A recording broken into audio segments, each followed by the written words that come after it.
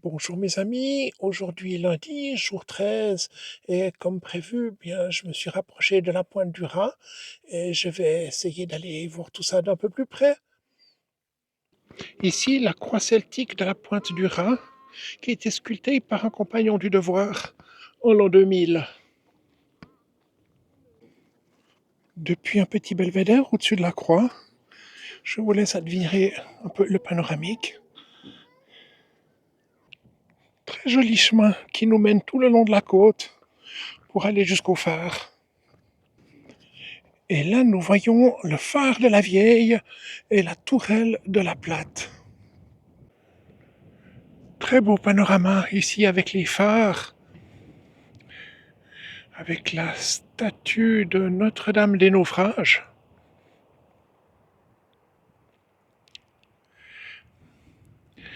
Et le phare de la Pointe du Raz.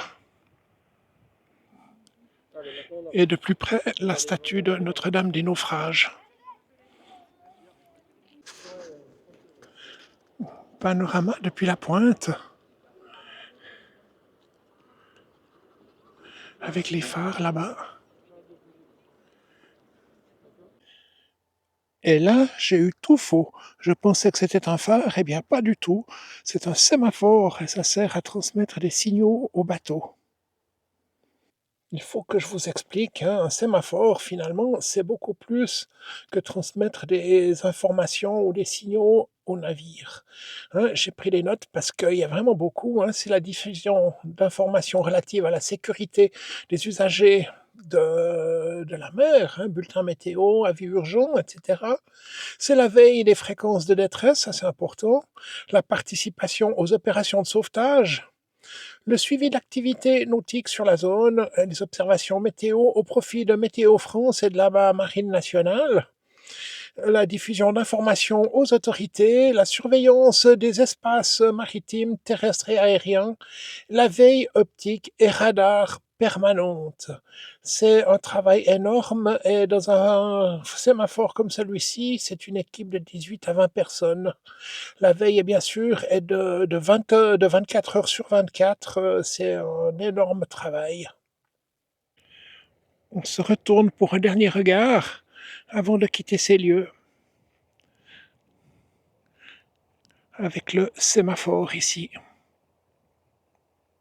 Je dois dire que autant j'ai adoré le côté côte sauvage, les rochers, les vagues, la mer, c'était absolument extraordinaire.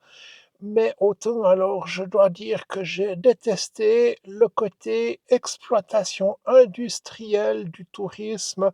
C'était vraiment, je sais pas, c'est quelque chose qui me déplaît. C'est quelque chose qui me dépasse complètement, c'est dommage. J'ai donc repris le chemin du retour et un peu avant d'arriver au camping, je me suis arrêté à la maison de Perguet. C'est une cidrerie que on m'avait conseillé de visiter et je n'ai pas été déçu. Et l'autre produit, forcément, bah, c'est le jus qui coule le long du cylindre pour tomber dans le background box ici. Pour le cidre, lui, bah, le moule, il va du pressoir directement dans les cuves ou les barriques. On va le laisser fermenter. L'objectif pour nous dans le cidre, c'est d'avoir les fermentations les plus lentes possibles pour avoir les meilleurs arômes. En somme, le moule, il sort à température ambiante du pressoir. Il passe au travers. Il ressort à 80 degrés de température, c'est la pasteurisation. On range. On est combien dans la boutique? On a le père qui passe les bouteilles, le fils qui remplit, la mère qui ferme les bouteilles, et le frère, vous avez aperçu, qui les met dans le panier. Chaud dans l'os. Encore deux, après c'est sans alcool. Et le moment de la dégustation, c'est Alexandre qui nous présente tous ces produits. Alors mes amis, je vous présente Alexandre qui est le patron de l'exploitation ici. Je suis dans une cidrerie. Alors Alexandre, comment tu définis ton métier d'abord? Bah, c'est un métier d'agriculteur, hein, de paysan, on y est tous les jours, on vit au rythme des saisons, quoi. Tu as un titre récoltant? Comment tu te Non, définis? bah, entre producteurs récoltants en cidre et jus de pomme, quoi. Voilà, Donc magnifique. on produit des pommes acides qu'on revend et on transforme une partie de nos pommes. Et quelle surface d'exploitation tu as pour tes pommes? Ici on a 4 hectares de verger. C'est déjà énorme. C'est pas mal. Après, on a des producteurs ici qui tournent entre 8 et 15 hectares, d'autres qui tournent au-dessus de 20, quoi. Donc, on reste une structure assez modeste, familiale, quoi.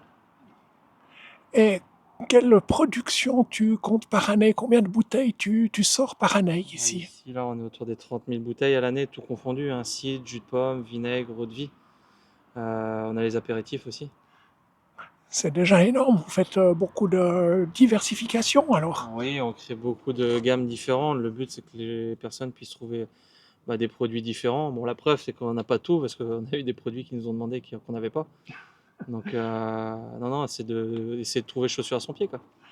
Et si j'ai bien compris, ici tu travailles en famille avec des membres de ta famille. Oui, c'est ça. On est en famille, du coup, tu as pu voir qu'il y avait mon frère qui était à côté. J'ai mes parents qui me donnent des coups de main. J'ai ma compagne aussi qui est avec moi. Donc, on a une synergie familiale, quoi. Magnifique. Et puis comment tu vois l'avenir finalement?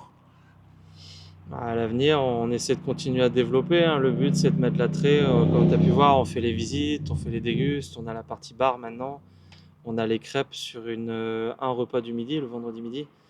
Mais on essaie de développer différemment encore. On va essayer de créer de nouvelles choses, quoi. Donc toujours diversifié quoi. Faire venir les gens, faire Voilà. découvrir le produit, redorer un peu le produit, quoi. Écoute Alexandre, je te remercie mille fois et puis ça m'a fait De vraiment rien. une grande visite. J'ai été très très intéressé par ta visite, hein. Ouais, ça t'a plu. Ah ouais, ouais, Nickel. très intéressant. Ouais. C'est bien. C'est gentil en tout cas. Merci. Bien, mes amis, c'est la fin de cette journée. Après la Pointe du Raz et la cidrerie de Perguer, je suis de retour au camping et je fais faire mon petit montage.